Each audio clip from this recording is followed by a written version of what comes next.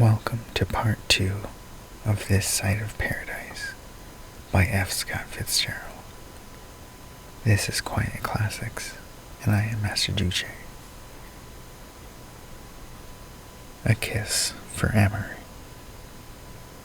His lip curled when he read it. I am going to have a bobbing party, it said, on Thursday, December the 17th, at 5 o'clock.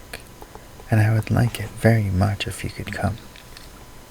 RSVP. Yours truly, Myra St. Clair.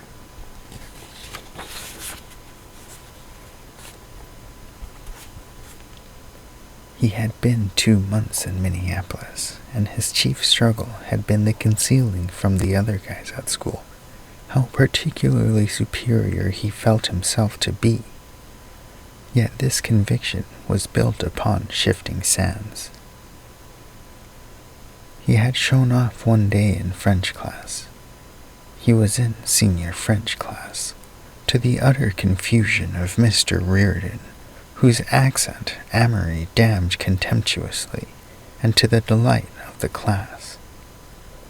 Mr. Reardon, who had spent several weeks in Paris 10 years before, took his revenge on the verbs whenever he had his book open.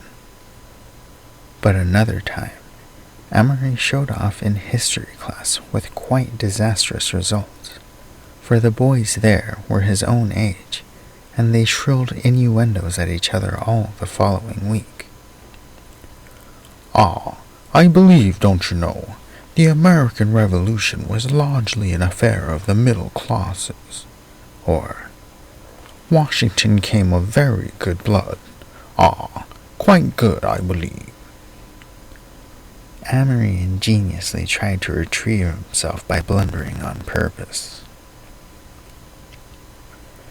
2 years before, he had commenced a history of the United States which, though it only got as far as the colonial wars, had been pronounced by his mother completely enchanting.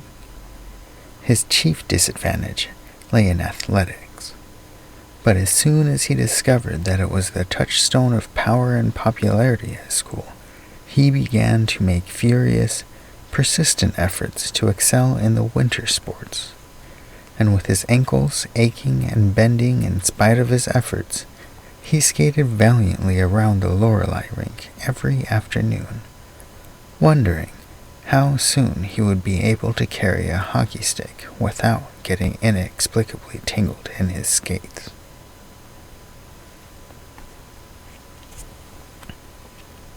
The invitation to Miss Myra St. Clair's bobbing party spent the morning in his coat pocket, where it had an intense physical affair with a dusty piece of peanut brittle. During the afternoon, he brought it to light with a sigh, and after some consideration and a preliminary draft in the back of Collar and Daniel's first-year Latin, composed an answer. My dear Mrs. St. Clair, your truly charming invitation for the evening of next Thursday evening was truly delightful to receive this morning.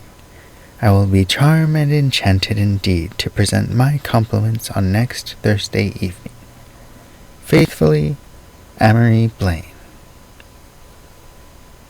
On Thursday, therefore, he walked pensively along the slippery, shovel-scraped sidewalks and came in sight of Myra's house on the half-hour after 5, a lateness which he fancied his mother would have favored. He waited on the doorstep with his eyes nonchalantly half-closed and planned his entrance with precision. He would cross the floor, not too hastily, to Mrs. St. Clair, and say with exactly the correct modulation, My dear Mrs. St. Clair, I'm frightfully sorry to be late, but my maid. He paused there and realized he would be quoting, But my uncle and I had to see a fella. Yes, I've met your enchanting daughter at dancing school.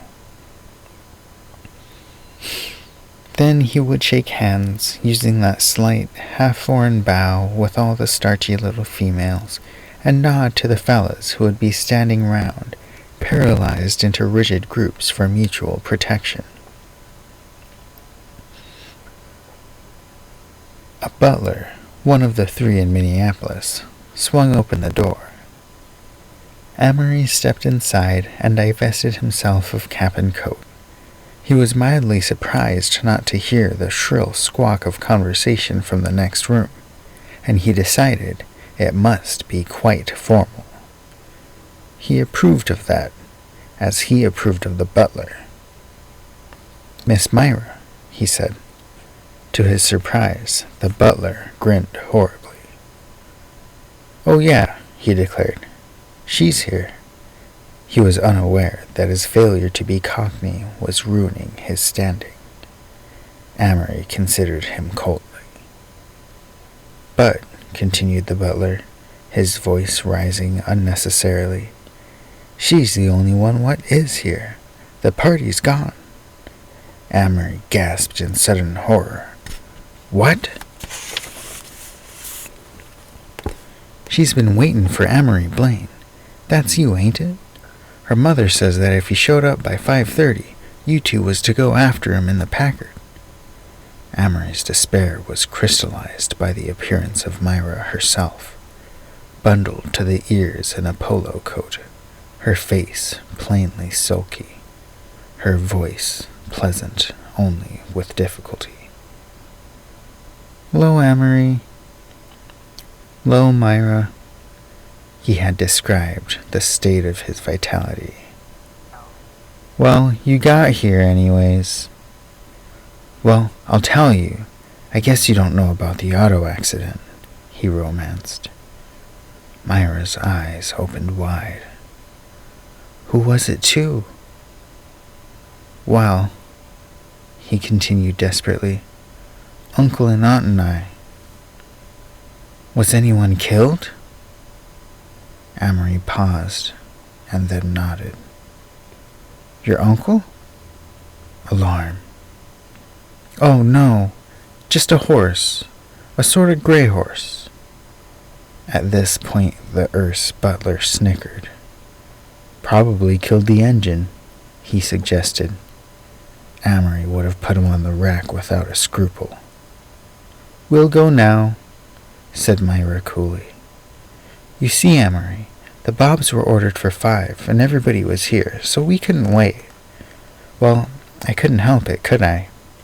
So Mama said for me to wait till 5:30. We'll catch the bob before it gets to the Minnehaha Club, Amory." Amory's shredded poise dropped from him. He pictured the happy party jingling along snowy streets, the appearance of the limousine, the horrible public descent of him and Myra before 60 reproachful eyes. His apology, a real one this time. He sighed aloud.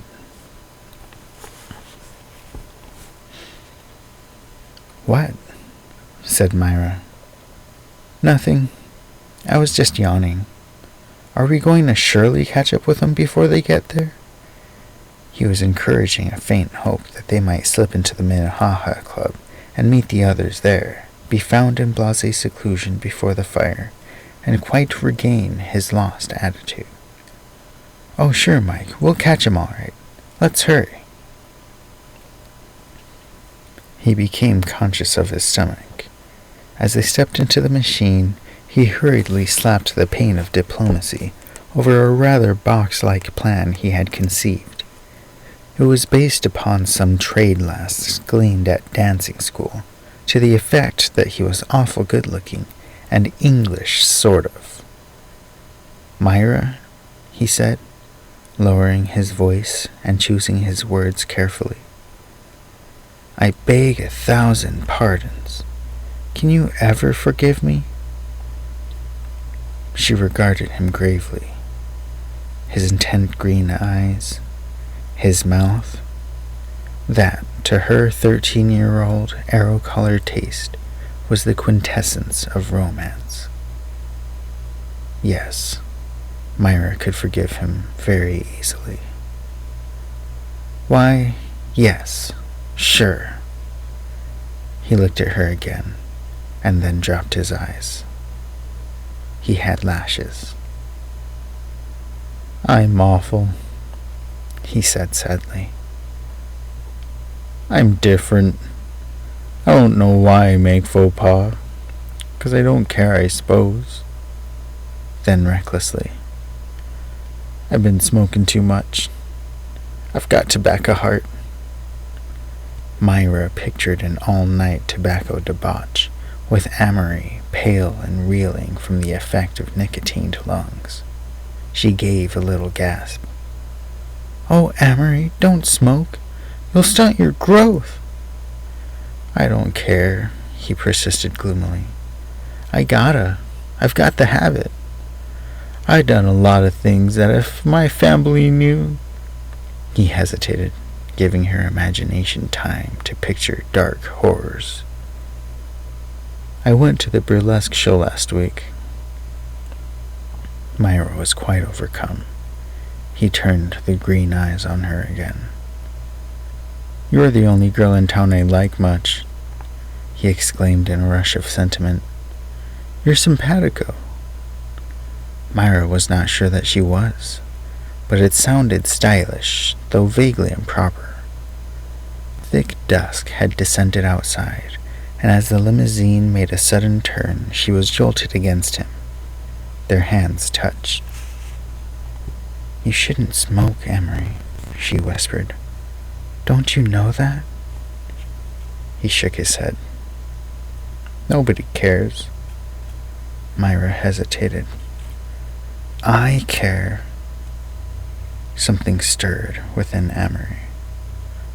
Oh, yes, you do. You've got a crush on Froggy Parker. I guess everybody knows that. No, I haven't. Very slowly. A silence while Amory thrilled. There was something fascinating about Myra, shut away here cozily from the dim, chill air. Myra, a little bundle of clothes with strands of yellow hair curling out from under her skating cap. Because I've got a crush too. He paused, for he heard in the distance the sound of young laughter, and, peering through the frosted glass along the lamplit street, he made out the dark outline of the bobbing party. He must act quickly. He reached over with a violent, jerky effort and clutched Myra's hand, her thumb to be exact. Tell him to go to the Minnehaha straight, he whispered. I want to talk to you. I got to talk to you. Myra made out the party ahead, had an instant vision of her mother, and then, alas for convention, glanced into the eyes beside. Turn down this street, Richard, and drive straight to the Minnehaha Club, she cried through the speaking tube. Amory sank back against the cushions with a sigh of relief. I can kiss her, he thought. I'll bet I can. I'll bet I can. Overhead the sky was half crystalline, half misty, and the night around was chill and vibrant with rich tension. From the country club steps the roads stretched away, dark creases on the white blanket, huge heaps of snow lining the sides like the tracks of giant moles. They lingered for a moment on the steps and watched the white holiday moon. Pale moons like that one? Amory made a vague gesture. Make people mysterious. You look like a young witch with her cap off and her hair sort of mussed. Her hands clutched at her hair. Oh, leave it. It looks good. They drifted up the stairs, and Myra led the way into the little den of his dreams, where a cozy fire was burning before a big sink-down couch. A few years later, this was to be a great stage for Amory, a cradle for many an emotional crisis. Now, they talked for a moment about bobbing parties. There's always a bunch of shy fellas, he commented, sitting at the tail of the bob, sort of lurking and whispering and pushing each other off. Then there's always some crazy cross-eyed girl. He gave a terrifying imitation.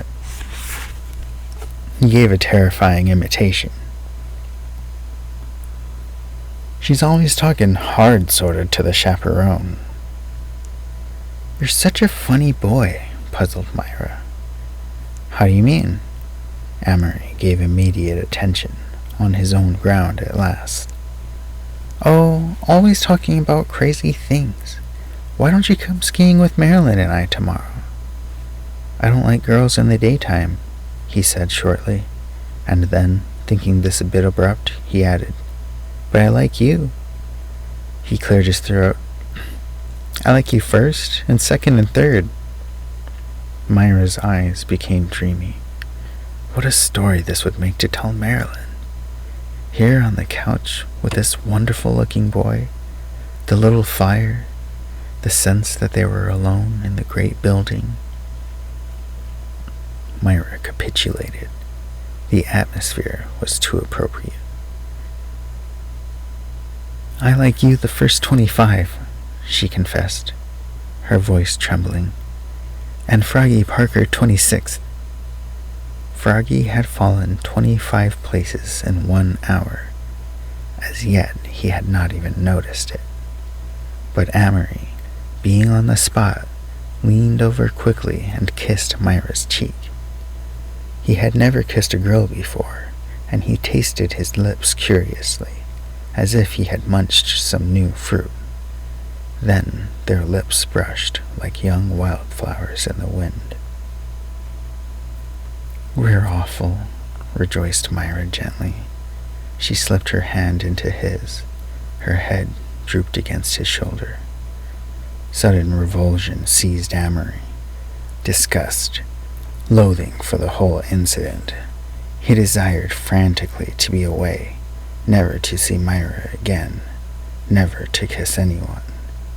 He became conscious of his face and hers, of their clinging hands, and he wanted to creep out of his body and hide somewhere safe out of sight, up in the corner of his mind.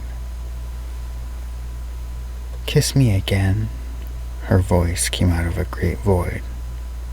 I don't want to, he heard himself saying. There was another pause.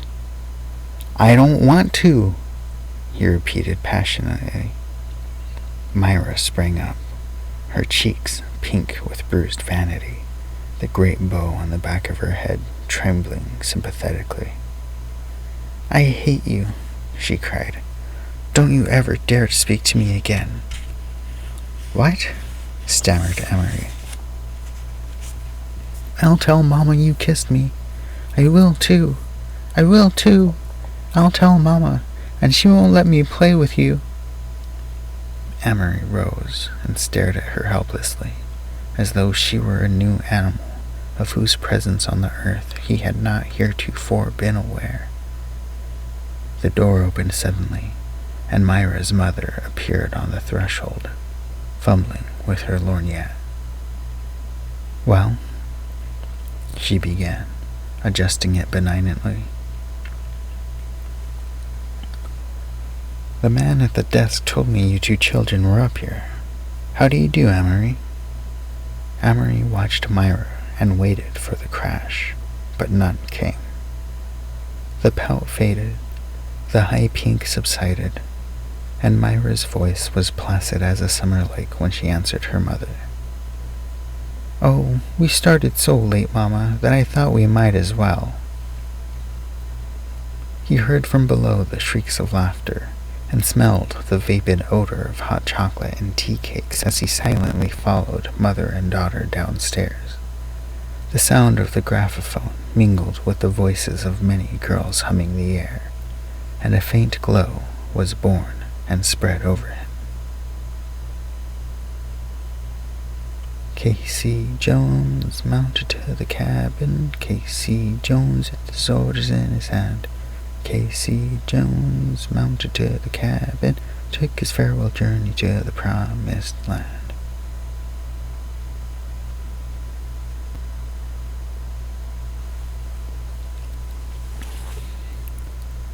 Alright, I will stop there for today, leaving off at page 16. Thanks again for stopping by. This has been Quiet Classics with MasterJuche, reading This Side of Paradise. Take care.